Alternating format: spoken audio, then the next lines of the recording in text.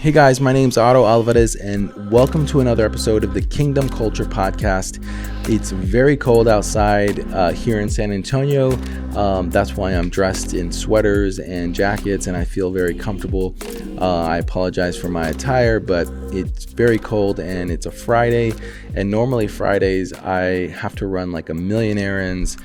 So I got to dress comfortable for all the things that I need to get done today. But I wanted to come to you with a word that God has given me regarding financial breakthrough in your life. A lot of us, we ask God for finances or an increase of salary or more money. And I've mentioned this before, but I feel like the biggest issue, the biggest deterrent that we have with financial blessing in our life is trust. What do I mean by that? I mean, can God trust us with finances? Can he trust you with more based on how you already act with what you have today? The finances that he's given you, the check that you get every month or every 2 weeks, that money, what do you do with it? God measures our ability to be trustworthy based on what we do, not what we say. I promise God, I'm going to give you, this much. If you bless me, I promise. God's not worried or concerned about our promises. He wants to know what we do. He wants to see our action. Our action determines how well or how much we get blessed. Trust is the ultimate deciding factor in how much blessing that you're going to receive in your life. I have been through this many, many years. God has taught me so many lessons, and that's why I have a passion to teach you and to show you, because I don't want you to struggle.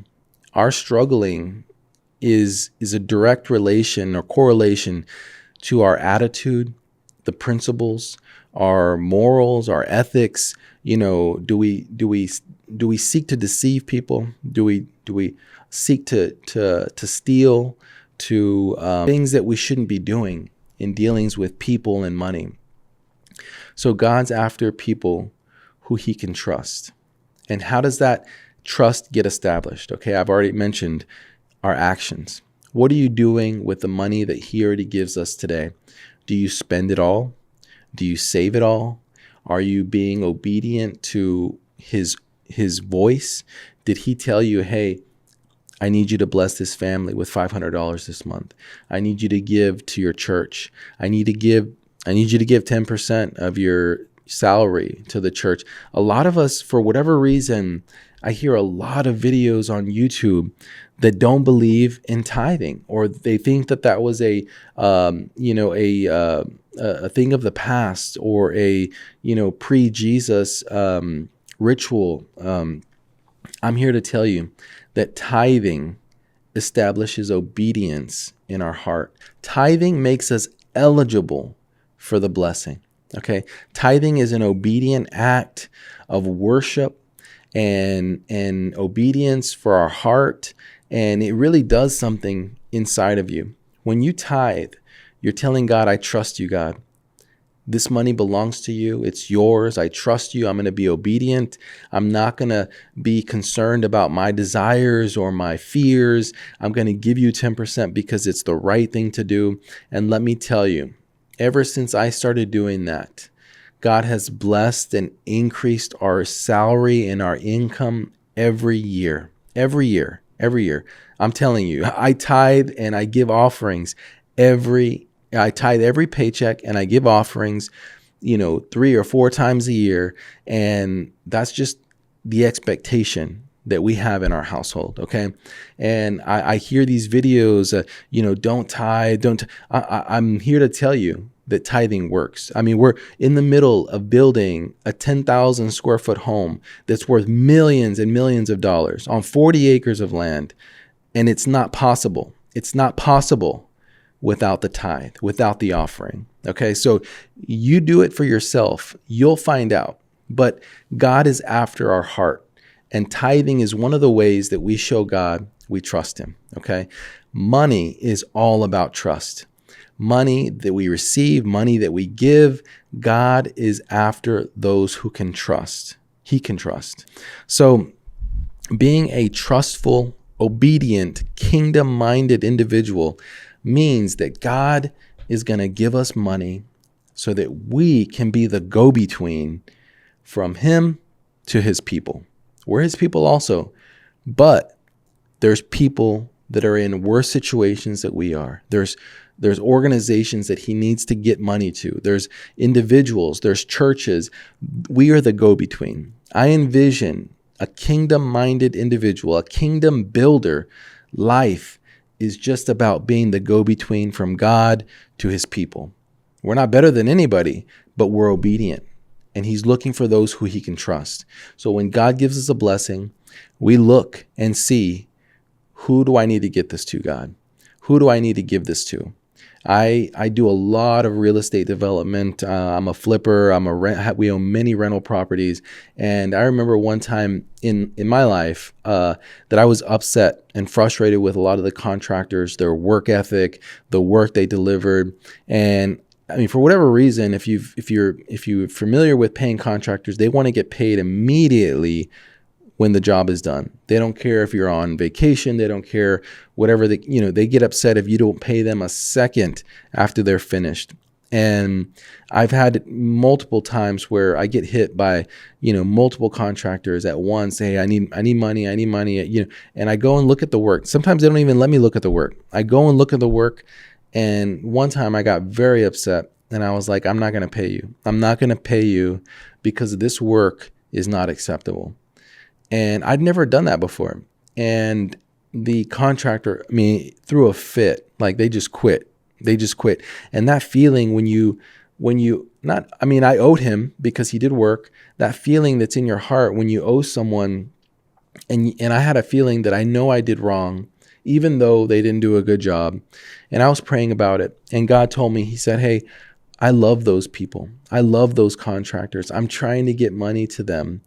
And I'm using you to do it, okay?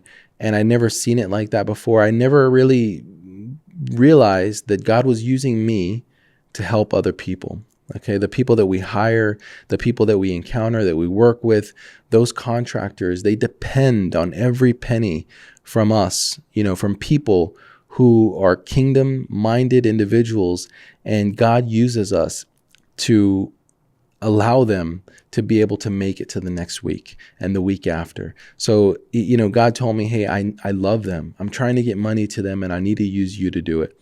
So you need to change your attitude. And from that point on, I just, I let God take situations like that and let him deal with them instead of me trying to deal with them. So from that point on in my life, when a contractor was done, I would look at the work. If I was happy with it, I would tell them. If I wasn't happy with it, I would still tell them, but I would ask them to fix it. Sometimes they would. 9 times out of 10, if you ask someone to fix something, they will. But I just realized that I need to pay them. If I owe someone anything, I need to pay them because it's their work, it's their livelihood, and God is trying to use me to do something in their life, okay? So a lot of times, God is not going to allow to release any sort of blessing in our life if he can't trust us. And he's after our heart. He's after our heart and our trust and in our obedience. And a lot of times we go through so many trials, so many struggles because we try to do things our way. We try to manipulate the system, if you will. We try to, I don't have to give. I don't have to tithe. I can do whatever I want. And I try to do this and that. 10 times out of 10, God's going to get you to do what he wants you to do regardless. And he'll mold you, he'll shape you, he'll put you in trials, he'll put you in situations, and it's up to us to learn to do the right thing, okay? So a lot of times we ask God for more blessing in our life, and we really need to understand that we have to be trustworthy. What are we doing with the money that we have now that he's given us today? Are we spending it? Are we blowing it? Are we saving it? Are we holding it tight? The more you hold money tight and you don't want to let it go, the more it'll go away. The more it'll have to go away, and things will come up and it'll make you pay. And God wants your trust. He wants you to trust him as a provider. He wants you to trust him with all your needs. He wants you to trust him with true riches, not just money or finances, but an ultimate trust and a bond that he's going to provide no matter what happens, okay?